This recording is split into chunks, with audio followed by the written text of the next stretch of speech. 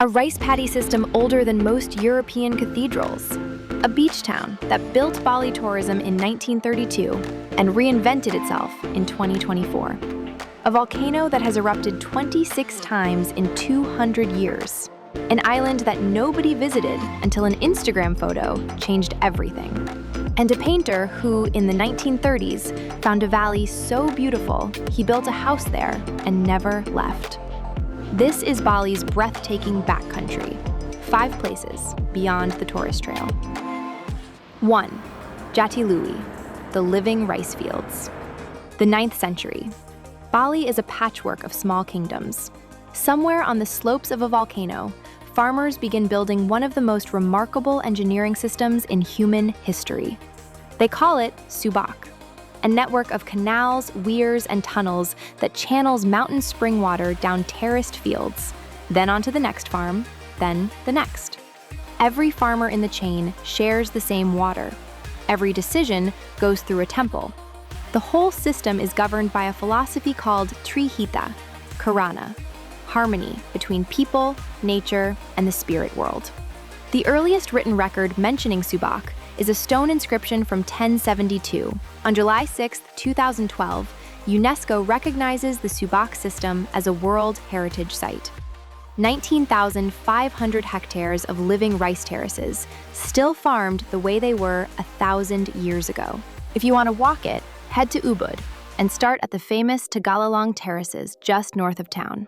Then drive 90 minutes west to Jatiluwih in the Tabanan Regency at the foot of Mount Batu Karu. 600 hectares of UNESCO-protected fields with trails from 1 hour to 6. 2.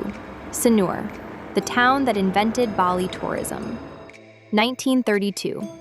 Belgian painter Adrien Jean Lemaire arrives on a quiet beach on the east coast of Bali, falls for a Balinese dancer named Ni Polak, and builds a house. He paints her and the beach for the next 26 years. Their house is now a museum. In the 1950s, the first 2 hotels in Bali open in Sanur. Sanur becomes the gateway. Before Seminyak, before Canggu, before Uluwatu, Sanur was first. To see both Balis in one stop, Sanur is the move. Walk the 4-kilometer beach promenade at sunrise. Locals call this stretch Morning of the World. Visit Museum Lemaire for $1. Then take the fast boat from Sanur Beach to Nusa Penida the next morning. 3. Mount Batur, the volcano that watches back. 1,717 meters above sea level in the Kintamani Highlands. The first recorded eruption was in 1804. Between 1804 and the year 2000, Mount Batur erupted 26 times. Batur last erupted in the year 2000. On September 20th, 2012, UNESCO added the Batur caldera to its global geoparks network. The way to see it is the sunrise trek. The climb takes about 2 hours, and you reach the summit before first light. From the top, you watch the sunrise over Mount Agum while standing on still warm volcanic earth. Bring a windbreaker. The rim drops to around 10 degrees Celsius before dawn. Afterwards, soak in the natural hot springs along Lake Batur. The same volcano that nearly destroyed the village is what heats the water you are sitting in. 4. Sidemen, the valley Walter Spies built a house in.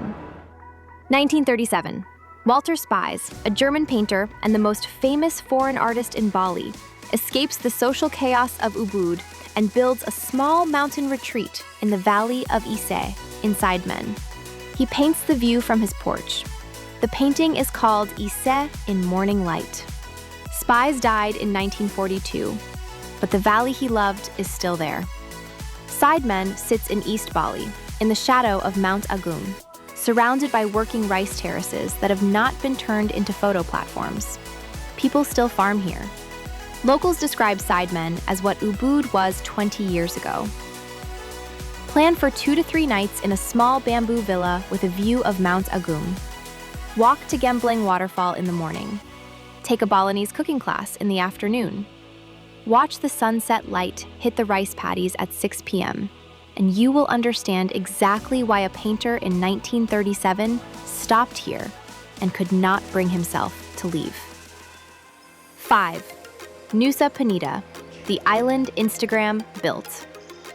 A 30-minute speedboat ride southeast of Bali, an island of limestone cliffs, manta rays, and seaweed farms. Until very recently, almost nobody went there. For centuries, the people of Nusa Penida lived from fishing, subsistence farming, and seaweed cultivation that started in the 1980s. In 2010, the island was a sleepy backwater. Then, a single photograph of King Beach, a cliff shaped like a T-Rex skull, went viral on Instagram around 2015. Tourism exploded. The island now sees more than 200,000 visitors a year. In February 2014, Indonesia made manta rays a fully protected species across 5.8 million square kilometers of ocean. Nusa Penida sits inside that zone. The reef mantas here grow up to 5 meters across. The single best move is to stay overnight, not a day trip. Snorkel at Manta Point in the morning, drive a scooter to King in the afternoon. Watch the sunset from Atu Beach with no crowds. And take it in fast, because the Nusa Penida of right now will not look like this in 5 years. A 1,000-year-old water system, still feeding the rice on your plate. A beach town that started Bali tourism and reinvented it. A volcano that gave the temple its place. A valley a painter could not leave. And an island and Instagram photo turned into a pilgrimage. 5 places, 5 sides of Bali most visitors never see. Comment which one you are doing first. Jatiluwih, Sanur, Mount Batur, Sidemen, or Nusa Penida. And tell me one Bali backcountry spot I missed.